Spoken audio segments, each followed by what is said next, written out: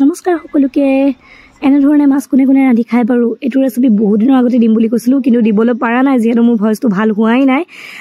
তাৰ পিছত প্ৰথমতে চাই লওক ৰেচিপিটো কেনেদৰে বনালো প্ৰথমতে মই মাছ কেডখৰ নিজৰ পছন্দৰ লৈ তাতে অকমান নেমু চেপি দিছো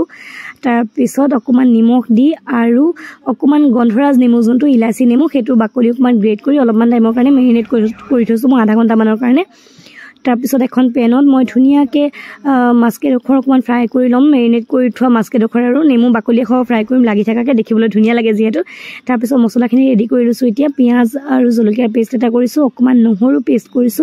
আদা পেষ্ট তাৰ পিছত অকমান কাজু পেষ্ট কৰি লৈছো তাৰ পিছত মই যিখিনি মাছ মেৰিনেট কৰিছিলো একেডখৰ অকমান ৰঙচুৱাকৈ ইলুটি ধুনিয়াকে ভাজিম অকমান ভালকে ৰঙচুৱাকৈ ভাজিম আৰু কাহাকে ফ্ৰাই হৈ যোৱাকে ধুনিয়াকে ফ্ৰাই কৰি লৈছো তাৰ পিছত একেডখৰ নমাই লৈছো মই সাৱধানেৰে অকমান নাভাঙাকে আৰু তাৰ পিছত মই বাছি যোৱা তেলখিনিতে আৰু অকমান ইউজ কৰিছো তেল সেইখিনি ইউজ কৰি লৈ মই তাতে যিখিনি মই জলকীয়া আৰু পিয়াজৰ পেষ্ট কৰি থৈছিলো সেইখিনি দি দিছো সেইখিনি দি এতিয়া এইখিনি ধুনিয়াকে ভাজি থাকিম এইখিনি ধুনিয়াকে যেতিয়া ভাজ খাই আহিব তাৰ পিছতে মই নহৰু পেষ্ট কৰি থৈছিলো যোনটো নহৰু পেষ্টটো দিম তাৰ পিছতে আদাৰ পেষ্টটো দিম দি কিনে আৰু অলপমান টাইম ভাজি থাকিম মই ইয়াত হালধি ব্যৱহাৰ নকৰো মই নিমখে দিম নিমখ দি কিনে ধুনিয়াকে ভাজি থাকিম আৰু আদা নহৰু নিমখ চিমখ দি ধুনিয়াকে ভাজি থাকিম এইখিনি তাৰ পিছত মই যেটো কাজুৰ পেষ্ট কৰি থৈছিলো কাজুৰ পেষ্টখিনিও দি দিছো একেবাৰতে গোটেইখিনি এতিয়া মই ধুনিয়াকে ফ্ৰাই কৰি থাকিম এইখিনি গোটেইখিনি ফ্ৰাই হৈ তেল মানে গুছিয়া তেল ওলাই নাহালকে আৰু ধুনিয়াকে ফ্ৰাই কৰি থাকিম দেখিছ ন কেনেকে ফ্ৰাই হৈছে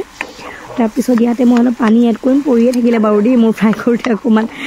তাৰ পিছত এতিয়া ধুনিয়াকে এইখিনি ফ্ৰাই কৰি থাকিম তাৰ পিছত ইয়াতে গৰম পানী এড কৰিম আপোনালোকে বিচাৰিলে গৰম পানী এড কৰিব পাৰে মই ঠাণ্ডা পানী এড কৰিছো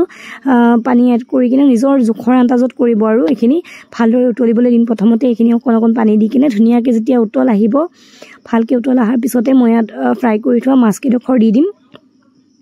ফ্ৰাই কৰি থোৱা মাছকেডখৰ দি আৰু শেষত এটা লাষ্ট ধুনিয়া ইনগ্ৰেডিয়েন্ট আছে দেই এটো দিয়া দি ক'ব লাগিব দেই প্ৰথমতে মই এইখিনি উতলা অহাৰ পিছত মাছকেডখৰ দি হোৱাৰ পিছত অকমান নেমু ৰস দি দিম